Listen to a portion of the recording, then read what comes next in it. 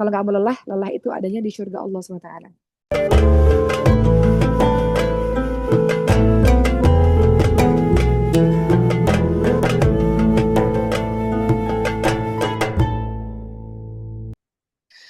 Nah, balik lagi.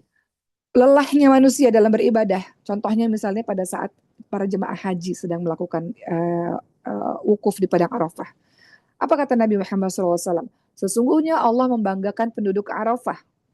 Sesungguhnya Allah membanggakan para jemaah haji kepada para malaikat-malaikatnya.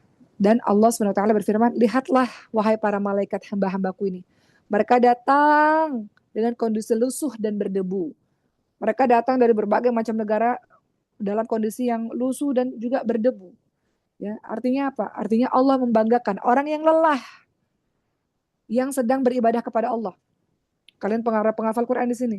Bukan Allah membanggakan teman-teman semua di depan para malaikat-malaikat, para penghafal Quran disebut-sebut sebagai ahlullah, keluarga Allah. Ya kan?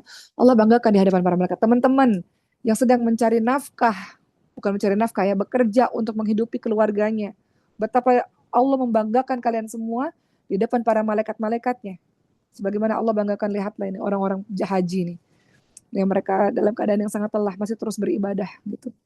Masih terus beribadah dalam proses hajinya. Begitu ya teman-teman semua. Jadi untuk teman-teman yang saat ini sedang berjuang, Allah melihat, Allah menyaksikan semua lelah dan Allah banggakan teman-teman di hadapan para malaikat-malaikatnya insya Allah. Jadi capeknya perjuangan penduduk surga dalam meraih surga itu nggak mudah. Nggak bisa didapetin dengan malas-malesan, baring-baringan, nggak bisa. Penduduk surga itu diuji dengan ujian-ujian dahsyat teman-teman semua. Diuji dengan perjuangan, pengorbanan, air mata, macam-macam ujiannya. Allah akan membuat teman-teman lelah secara jiwa, secara raga, secara pikiran, sampai teman-teman lulus ujian. Jadi penghuni surga itu siapa? Pejuang-pejuang yang tangguh, pejuang-pejuang yang terus bertahan, pejuang-pejuang yang nggak pernah merasa lelah dalam menjalani kehidupan yang nggak mudah. Makanya teman-teman lihat dalam surah Al-Ankabut ayat 2 sampai 3. Apa kata Allah Subhanahu wa taala? A'udzu billahi minasyaitonir rajim. Ahasiban nasu ayyutraku ayyaqulu amanna wa hum la yuftanun. Wa laqad fatanna alladziina qablihim falaya'lamanna Allahu alladziina shadaqu wa laya'lamanna al-kadhibin. Allah Subhanahu wa taala berfirman, apakah manusia mengira mereka akan dibiarkan begitu saja ketika mereka mengatakan aku sudah beriman ya Allah. Sementara mereka nggak diuji, sungguh Allah menguji orang-orang sebelum mereka. Allah mengetahui orang-orang yang benar dan orang-orang yang dusta. Jadi kalau mau beriman, mengaku mau masuk surga, satu paket dengan ujian yang akan datang sebentar lagi menimpamu, teman-teman semua. Uma pernah cerita nggak sama teman-teman semua? Satu cerita yang Uma nggak bisa lupa. Uma nggak bisa lupa. Jadi seseorang kan Uma mewawancarai di YouTube Uma ya tentang orang-orang yang punya anak kelainan langka. Uma pernah cerita ini di Katupat. Jadi dia datang ke podcastnya Uma terus beliau cerita. Uma cerita ini supaya teman-teman berpikir bahwa ternyata yang kisah hidupnya lebih berat tuh banyak. Nggak kita ini hidupnya nggak berat teman-teman semua. Yang lebih berat tuh banyak. Beliau katakan begini, coba bandingkan kisah kehidupan teman-teman sama cerita yang Uma mau ceritain ini. Lebih beratan yang mana? Jadi dia bilang gini, Uma pernah cerita kisah ini ya, Uma ulang kembali. Saya menikah, suami saya KDRT suka mukul, setiap hari saya dipukulin. Terus saya melahirkan anak saya cacat yang pertama. Jadi anaknya itu mikrosefalis, kepalanya kecil, badannya kecil, cerebral palsy ya, kecil gitu, semuanya kecil lah. Jadi anak saya cacat yang pertama, yang kedua anaknya juga cacat. Ketika anaknya cacat, suaminya nggak terima, ya. Kemudian suaminya sering nendang tidak hanya KDRT kepada dirinya, tapi kepada anaknya juga. Kemudian abis itu dia katakan setelah itu ayahnya meninggal dunia, orang yang paling dekat dengan dia meninggal dunia. Setelah itu perekonomian mereka susah. Akhirnya beliau cerita, beliau sempat dijual oleh suaminya sendiri. Kemudian setelah itu singkat cerita, akhirnya beliau udah nggak tahan, beliau cerai. Setelah bercerai, anak beliau yang pertama meninggal dunia. Setelah itu beliau katakan, sekarang saya menderita kanker, kata beliau. Kanker stadium 3 atau stadium 4, atau nggak tahu. Jadi dia cerita begitu. Terus dia bilang, saya udah berkali-kali mau mengakhiri hidup saya, kata beliau. Tapi nggak mati-mati katanya. Sampai akhirnya saya berada dalam satu tahap yang, oh ya Allah nggak mau saya berhenti. Allah masih mau saya hidup. Allah masih mau saya berjuang. Allah masih mau saya merasakan perjuangan di dunia ini. Akhirnya kata dia, ya udah, saya berjuang aja sambil minta terus sama Allah, semoga Allah kuatkan. Sampai nanti batas Allah katakan udah selesai, ya udah gitu. Kemudian dia bilang, ya udah sekarang saya mengasuh anak saya seorang diri, saya catering, saya apa berjualan, membuat makanan untuk menghidupi biaya sehari-hari. Jadi waktu mau mendengarkan cerita ini, nggak ada satu tetes air mata pun dari beliau karena memang beliau mungkin sudah melewati tahapan hidup yang begitu berat ya. Ujian kematian beliau rasain, ujian kekurangan beliau rasain, ujian sakit beliau rasain. Apa ujian yang nggak beliau rasain? Semuanya ada dari kisahnya beliau itu. Dan beliau akhirnya pada satu titik mengatakan, Alhamdulillah atas nikmat hidup ini, Allah masih pengen saya terus berjuang, ya udah saya berjuang semaksimal yang saya bisa gitu. Ya udah sekarang saya berjuang mencari nafkah untuk menghidupi anak saya berjuang untuk kehidupan kesembuhan saya semaksimal yang saya bisa. Saya berjuang selama masih ada Allah, saya tahu bahwa saya masih kuat untuk berjuang sampai Allah katakan nanti berhenti, baru berhenti. Bukan saya yang menghentikan, Allah yang menghentikan gitu. Jadi di sini kita bisa lihat teman-teman semua ya bahwa kehidupan nggak selalu mudah dan kita belajar dari banyak kisah-kisah di zaman dulu yang hebat-hebat maupun orang-orang zaman sekarang yang banyak sekali menginspirasi hidup kita. Rasanya malu kalau kita mengeluh hanya karena ujian kita yang satu dua, itu malu rasanya. Kenapa? Karena ujian mereka lebih dahsyat, ya. Dan orang-orang yang seperti ini, orang-orang yang lelah luar biasa seperti ini dalam menghadapi kehidupan, teman-teman kan ujiannya macam-macam. Kadang-kadang teman-teman diuji dengan keluarganya dan macam-macam. Apa sih balasan Allah dalam surah Al-Furqan ayat 75? Balasan Allah itu ada dalam surah Al-Furqan ayat 75. Apa kata Allah SWT? Ulaika yujazawna al-ghurfata bima sabaru wa yulaqawna fiha tahiyatan wassalama. Jadi tahiyatun wassalama. Jadi dalam surah Al-Furqan ayat ke-75 Allah Subhanahu wa taala berfirman, mereka itu akan diberikan balasan dengan tempat yang tinggi di dalam surga atas kesabaran mereka. Dan di sanalah mereka akan disambut dengan salam dan dengan penghormatan. Ini yang diidam-idamkan oleh kita semua. Nggak ada surga nggak murah. Surga itu harus ada imbalannya. Apa sih? Kalau kita mau masuk surga harus ada air matanya. Harus ada lukanya dulu untuk bisa masuk ke situ gitu. Harus ada susahnya dulu. Harus ada terpuruknya dulu. Harus ada pedihnya dulu baru bisa masuk ke surga. Nggak bisa tenang-tenang aja, happy-happy aja masuk surga tuh nggak ada. Para penghuni surga itu sudah merasakan kepedihan yang luar biasa dalam kehidupannya. Baru mereka mendapatkan balasan yang tinggi. Dalam surah Al-Furqan 75 tadi, mereka itu diberikan balasan dan tempat yang tinggi dalam surga atas kesabaran mereka, atas lelahnya mereka, atas perjuangan mereka. Ya, teman-teman lihat dalam surah Al-Insan ayat 12 sampai 13. Dan Allah memberikan balasan kepada mereka karena kesabarannya mereka, atas kisah tangguhnya mereka, atas semua kelelahannya mereka. Apa yang Allah kasih? Surga berupa apa? Allah kasih pakaian-pakaian dari sutra. Allah jelaskan di sana mereka duduk di dipan-dipan, mereka saling mereka tidak merasakan teriknya matahari, tidak pula merasakan dingin yang berlebihan. Oh, udah kenikmatan di surga selama-lamanya. Begitu teman-teman semua. Atau dalam surah Al-Mu'minun ayat 111. Teman-teman nanti akan menemukan kenapa sih surga itu sama dengan sabar di situ. Ini ayat-ayat tadi tuh semuanya kalau dapat surga berarti imbalannya harus ada sabar. Dapat surga bayarannya harus sabar gitu. Dalam surah Al-Mu'minun 111 sama Allah juga memberikan redaksi yang sama. Sesungguhnya pada hari ini Allah memberikan ganjaran pada mereka karena kesabaran mereka. Karena kesabaran mereka. Sesungguhnya mereka itulah orang-orang yang mendapatkan kemenangan. Coba lihat tadi, ini baru beberapa ayat yang mau bacain dari banyak sekali ayat. Tadi mau baca surah Al-Furqan, ya. Mereka itu diberikan balasan di surga Allah karena kesabaran mereka. Atau dalam surah Al-Insan ayat 12 sampai 13, mereka diberikan balasan oleh Allah karena kesabaran mereka yaitu berupa surga. Kemudian surah Al-Mu'minun ayat 111, sesungguhnya Allah memberikan kepada mereka hadiah ganjaran karena kesabaran mereka. Baru 3 ayat tuh. Masih banyak ayat-ayat lain. Allah berikan surga karena kesabaran mereka. Identik dengan Allah kasih surga karena kesabaran. Maknanya apa? Ketika membicarakan mengenai kesabaran, di dalam kesabaran itu ada ujian-ujian yang datang silih berganti yang teman-teman rasakan selama di dunia ini. Kepedihan, kehilangan, kekurangan, ketakutan, segala macam ujian datang silih berganti. Dan engkau tetap bertahan.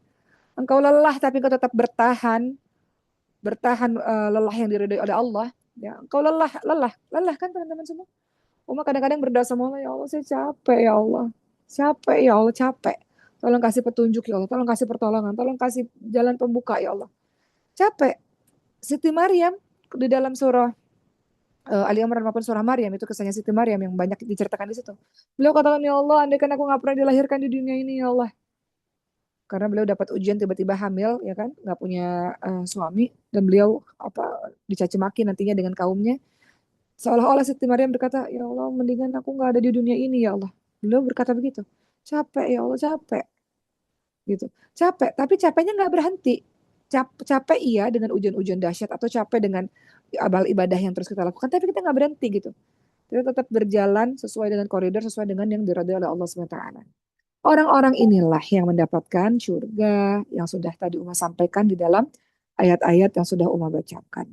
Ya, gitu. Nggak ada orang nggak capek, itu nggak ada teman-teman semua. Jadi saat kau mengatakan aku capek, ya Allah, iya, kita semua capek dengan jalan hidup kita masing-masing.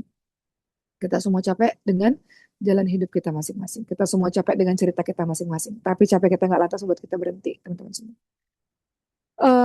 Berikutnya, capek yang kita buat di dunia ini, kalau teman-teman melakukan amal-amal soleh, itu kebaikan amal soleh itu 10 kali lipat sampai 700 kali lipat kan. Ya kan, kenapa kita, teman-teman lihat deh dalam surah Al-An'am ayat 160. Apa kata Allah? Siapa berbuat kebaikan akan mendapatkan balasan 10 kali lipat. Atau dalam ayat lain dalam surah Al-Baqarah, kalau nggak salah 186,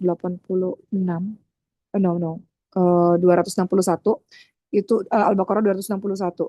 Ya teman-teman lihat nanti, itu Allah melipat gandakan sampai 700 kali lipat. Jadi kata Allah dalam surah Al-An'am, balik lagi 160, siapa yang berbuat kebaikan maka akan mendapatkan balasan 10 kali lipat. Barang siapa yang berbuat kejahatan, dibalas seimbang dengan kejahatannya. Mereka sedikit pun tidak dizolimi oleh Allah Subhanahu wa taala. Artinya apa? Satu timbangan amal kebaikan lebih berat 10 kali lipat daripada satu timbangan amalan dosa. Jadi kalau kita paham, kita berbuat baik, eh, lebih banyak yang diberikan oleh Allah Subhanahu wa taala. Kita buat dosa, Allah balasnya seimbang. Satu dosa dibalas satu, dari Allah tuh satu. Kita berbuat satu kebaikan dibalas sama Allah tuh 10 gitu. Jadi yuk fastabiqul khairat, berlomba-lomba dalam kebaikan gitu. Harusnya kita iri. Kita boleh iri loh dengan dua orang. Orang yang diberikan ilmu kemudian dia mengajarkan ilmunya, orang yang kaya raya kemudian dia infakkan hartanya di jalan Allah SWT. Kalau kita ngelihat orang yang berilmu, iri teman-teman semua. Boleh tuh iri yang begitu, ya Allah mereka hidupnya lelah banget yang ngafalin Quran, aku juga mau. Ya Allah dia orangnya kerja keras, kaya raya, kaya raya. Pernah nggak teman-teman ngelihat orang kalau nyumbang tuh nggak pernah mikir gitu? Kita juga pengen kayak gitu. Boleh nggak iri yang kayak gitu? Boleh. Lelah bekerja untuk bisa nyumbang lebih banyak, boleh gitu. Jadi kalau teman-teman lagi doa sama Allah, doa minta Allah berikan rezeki yang banyak, tidak putus-putus supaya kita bisa bermanfaat untuk orang gitu. Nanti Allah berikan rezeki yang banyak. Kalau kita mikirin perut orang, maka Allah akan berikan rezeki kita seperut orang yang kita pikirin itu, insya Allah. Itu ya teman-teman semua ya. Saatnya menebus capeknya dosa-dosa kita. Kita manusia biasa, umat juga yang punya banyak dosa-dosa. Saatnya kita menebus capeknya dosa-dosa kita dengan capeknya beribadah kepada Allah SWT. Sebagaimana kita di masa lalu atau mungkin sampai hari ini masih berbuat maksiat, maka ganti cara taubat nasuha gimana? Berhenti, menyesal, melakukan kebaikan-kebaikan untuk menutupi kesalahan yang kemarin. Itu taubat nasuha. Sayyidina Umar bin Khattab ketika masuk Islam, itu semua hidupnya capek untuk menutupi kesalahannya yang dulu sebelum masuk Islam. Kita juga begitu. Kita punya masa lalu yang mungkin gak baik, masa lalu yang apa banyak dosanya. Sekarang ganti itu semua, tebus itu semua dengan capek kita melakukan ibadah kepada Allah SWT untuk menutup kesalahan-kesalahan yang lalu. Coba ingat-ingat teman-teman semua. Teman-teman semua pernah capek nggak matanya karena melihat hal-hal yang Allah haramkan. Maka itu tebus, itu ganti dengan capeknya mata kita ini untuk baca Al-Quran, capeknya mata kita ini untuk menuntut ilmu.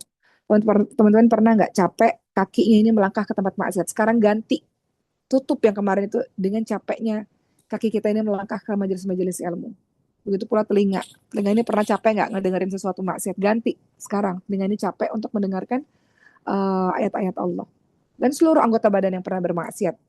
Ganti, ganti. Bersihkan, sucikan dengan perbuatan baik-baik untuk menutupi kesalahan-kesalahanmu yang kemarin. Rasulullah SAW ingatkan bertakwalah kepada Allah dimanapun kamu berada dan hendaklah setelah kamu melakukan keburukan, maka kamu melakukan kebaikan untuk menghapus keburukan yang kemarin. Dan bergaulah dengan orang-orang baik, dengan akhlak yang baik. Jadi Rasul ingatkan, bertakwalah dimanapun kamu berada, dan hendaklah setelah kamu melakukan dosa, setelah melakukan keburukan, setelah kamu lelah dalam maksiat, maka gantilah dengan lelah melakukan kebaikan, gantilah dengan melakukan amal-amal soleh untuk menghapus kesalahan-kesalahan yang kemarin. Dan Rasulullah mengatakan, dan bergaulah dengan orang lain dengan akhlak yang baik, bergaulah dengan orang-orang yang baik, dan diiringi dengan akhlak yang baik. Begitu ya teman-teman semua. Jadi hari ini kita udah sama-sama paham dan kembali mengingatkan bahwa nggak apa-apa, semua orang punya capeknya masing-masing. Kalau nggak mau capek di mana? Kalau nggak mau capek di surga, dalam surah Al-Hijr ayat 48. Kalau nggak mau capek di surga itu gimana? Orang-orang nggak merasa lelah, kata Allah di dalamnya. Dan mereka nggak akan pernah dikeluarkan di dalamnya. Jadi kalau mengatakan nggak mau capek, nggak ada. Dunia satu paket sama capek, sama air mata, sama kesusahan, sama perjuangan, itu satu paket namanya dunia. Kalau nggak mau capek, tempatnya nggak ada lelah, di surah Al-Hijr ayat 48 diceritakan, kalau nggak mau lelah, lelah itu adanya di surga Allah SWT. Kalau Ibnu Katsir menerangkan surah Al-Hijr ayat 48 ini ya, mereka tidak merasa lelah di dalamnya dan mereka sekali-kali tidak akan dikeluarkan daripada surga. Kalau kata Ibnu Katsir, mereka tidak akan pernah merasakan kesulitan dan gangguan di dalam surga Allah SWT. Atau lihat hadis yang lain. Ingat nggak Siti Khadijah pernah dapat salam dari Allah Subhanahu wa taala melalui malaikat Jibril. Malaikat Jibril menyampaikan pada Rasul, Rasul menyampaikan kepada Siti Khadijah. Siti Khadijah lelah nggak di dunia? Capek banget teman-teman semua. Beliau sebelum menemani dakwahnya Rasul, beliau hidup kaya raya. Sudah kaya raya beliau. Beliau seorang dermawan seperti yang sudah teman-teman tahu. Kaya raya, pedagang, dermawan. Enak hidupnya. Tapi ketika memilih jalannya Allah, memilih bersama Rasulullah untuk berdakwah, memilih untuk hidup dalam kehidupan Islam, yang pada saat itu masih dalam masa perjuangan, lelah nggak beliau? Lelah. Habis nggak hartanya? Habis. Lelah nggak tubuhnya? Lelah. Beliau pernah diboykot, orang-orang Islam pernah diboykot pada tahun 7 kenabian sampai 10 kenabian. Lelah nggak mendapatkan caci maki dari orang? Lelah. Lelah nggak diasingkan orang? Lelah. Lelah nggak diperlakukan kasar? Lelah. Lelah sekali. Lelah. Tapi apa balasan dari Allah atas semua kelelahan itu? Lihat nih dalam hadis surat Bukhari Muslim. Pada suatu ketika Jibril pernah datang kepada Nabi Muhammad SAW dan Jibril berkata kepada Nabi Muhammad, wahai Rasulullah, ini dia nih. Beliau ini Khadijah. Beliau datang kepada engkau sebentar lagi, beliau akan bawa wadah berisi lauk pauk untuk kamu, berisi makanan dan minuman. Apabila Siti Khadijah datang kepadamu ya Rasulullah, kata malaikat Jibril, maka sampaikanlah dia mendapatkan salam dari Allah dan dariku, kata malaikat Jibril. Selain itu, tolong sampaikan kepada Siti Khadijah bahwa Allah telah menyiapkan rumahnya di surga yang terbuat dari emas dan perak, yang di sana tidak ada kebisingan, tidak ada kepayahan sama sekali. Artinya apa? Tidak ada kelelahan sama sekali. Maka teman-teman semua, di sini kita bisa lihat bahwa Siti Khadijah lelah, sebagaimana teman-teman lelah. Namun ada tempat di mana tidak akan ada lelah sama sekali nanti, insya Allah.